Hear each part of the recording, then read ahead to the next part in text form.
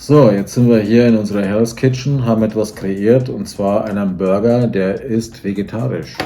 Vegetarisch und glutenfrei. Glutenfrei. Also das heißt, die Brötchen sind glutenfrei. Der Burger besteht aus Tofu mit Oystersoße zusammen mit Zwiebeln und Rauchpaprika und Rauchsalz angebraten. Dazu noch einen kleinen bergähnlichen Käse rein hier als Zwischenfüller und eine Remoulade und ein Ketchup drauf. Dazu noch eine Gurke, eine Tomate und Röstzwiebeln. Das ist ein Burger. Den probieren wir jetzt, ob der auch was taugt. Das ist eine absolute Premiere auf unserem Channel.